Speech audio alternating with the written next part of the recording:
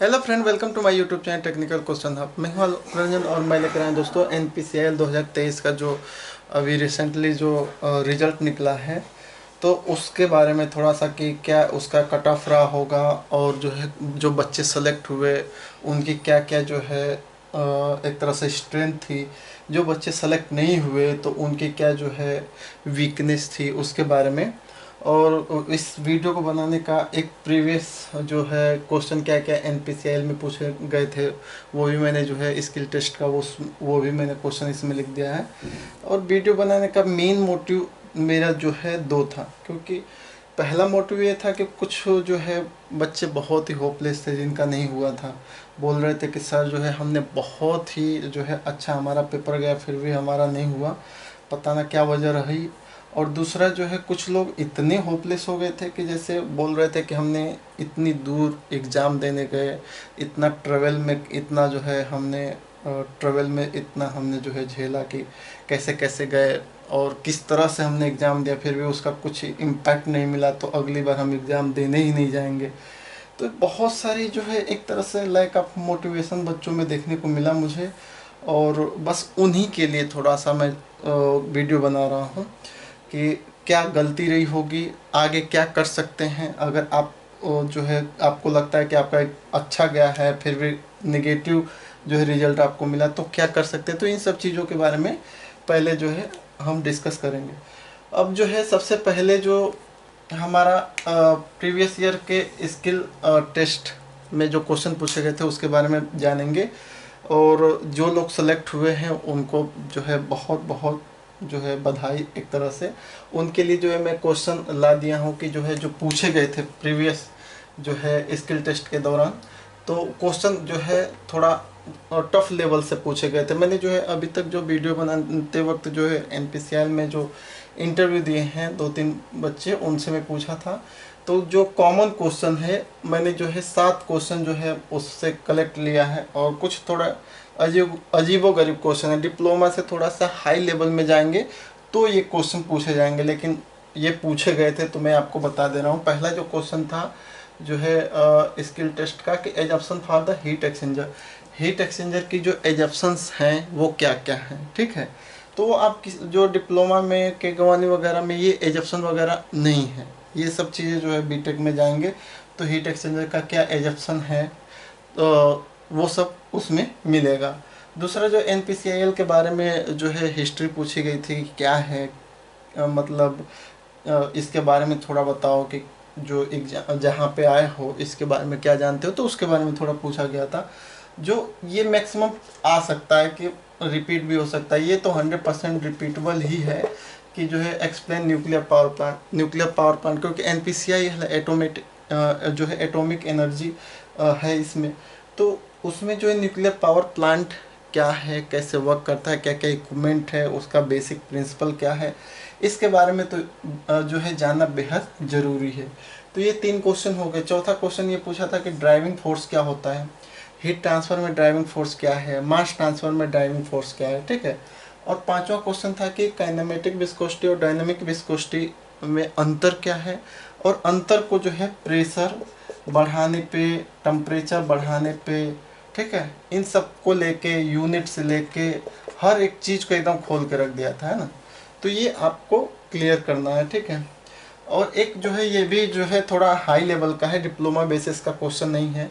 Steady flow energy equation यानी कि SFEE, ये हीट एक्सचेंजर के लिए जो है क्या है, स्टेडी फ्लो एनर्जी इक्वेशन क्या है हीट एक्सचेंजर के लिए, ये पूछा गया था।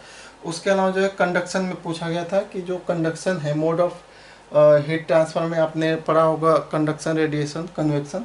तो उसमें कंडक्शन में जो है जो हीट ट्रांसफ़र हो रहा है वो किस वजह से होता है। तो एक तो फ्री इलेक्ट्रॉन की वजह से होता है और दूसरा ड्यू टू जो है लैक्टिक वाइब्रेशन एनर्जी ट्रांसफ़र, है ना, लैक्टिक वाइब्रेशन से होता है, ठीक है।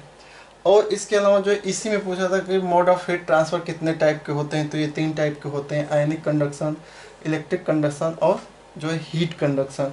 तो ये सारे क्वेश्चन हैं, इनको जो है आप अच्छे से जो है एक बार जो है देख लीजिएगा। ज़रूरी नहीं है कि ये आपसे पूछा ही जाए, लेकिन ये प्रीवियस ईयर में ऐसा क्वेश्चन जो है आया था स्किल टेस्ट में। जो है मिल जाएगा आपको, कोई दिक्कत नहीं है, ठीक है। अब आते हैं जो है फेलियर एनालिसिस पे। जो बच्चे फेल हुए क्यों हुए, जिनका जो है नहीं आ पाया, उसकी वजह क्या रही। तो देखिए दोस्तों, टोटल क्वेश्चन जो है हमारे पास 120 क्वेश्चन थे, जिसमें से 60 टेक्निकल थे। तो टेक्निकल चूँकि सबका अच्छा गया, सबका अच्छा गया, क्यों गया, क्योंकि हम टेक्निकल को 3 साल तो डिप्लोमा में पढ़ते हैं, first year, second year, third year, ठीक है। 3 साल तो इसको बहुत अच्छे से एकदम पढ़ते हैं टेक्निकल को, तो हमें इंटरेस्ट भी होता है, हमें जो है टेक्निकल में पढ़ने में इंटरेस्ट भी होता है, क्योंकि उसको 3 साल पढ़ के आए हैं। तो हमारा सबसे बेस्ट जो है, सभी का जो है 60 में से जो है 1-2 क्वेश्चन गलत हुआ होगा, बाकी 60 का कोई तो 60 का 60 सही किया है ना। तो सबका टेक्निकल बहुत ही अच्छा गया। दूसरा रहा जीके जीएस।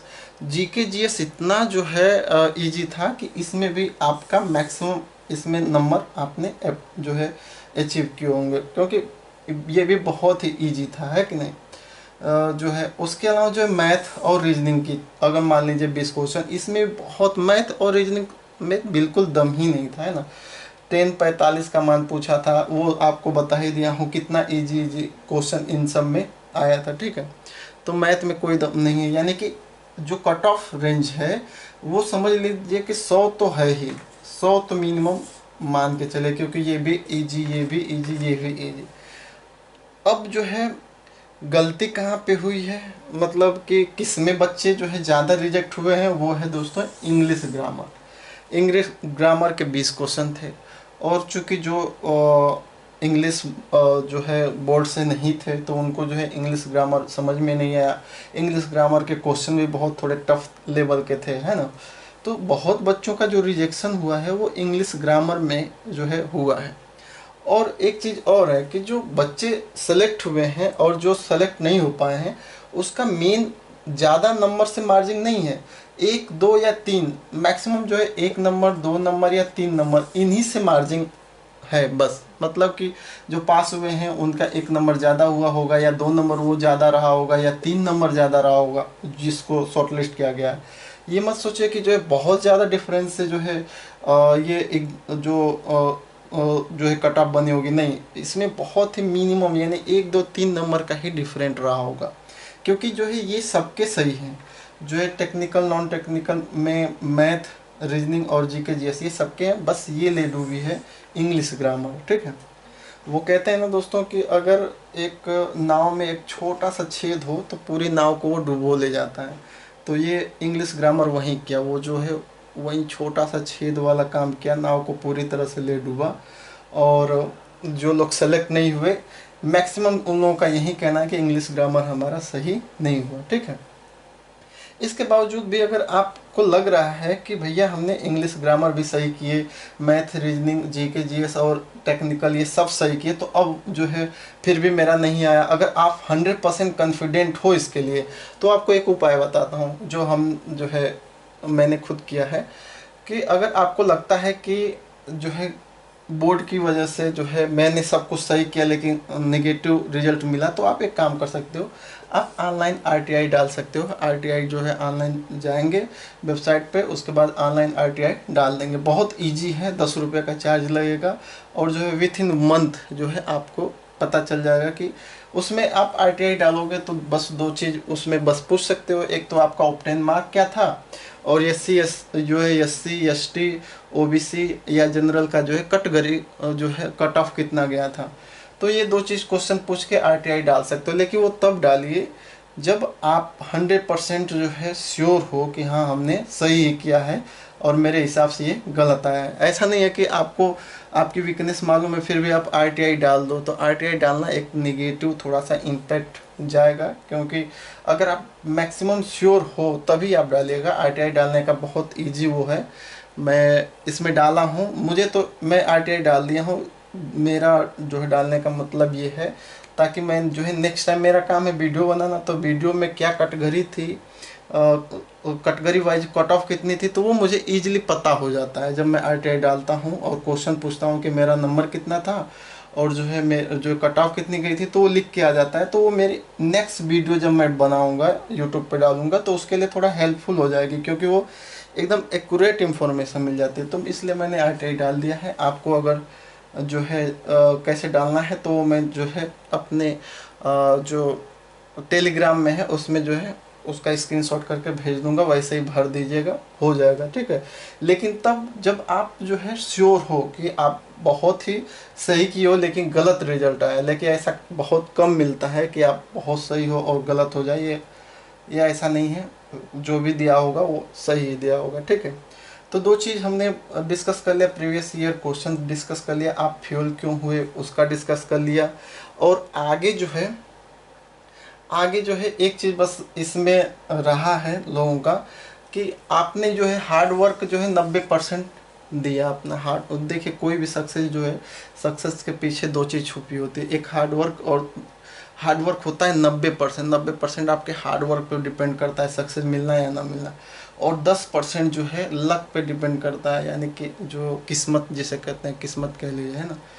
तो हार्ड वर्क आपका तो 90% रहा, लेकिन जो लक है, जिसका लक साथ दे गया वो समझ लो कि उसका तुक्का लगाया हुआ सही हो गया।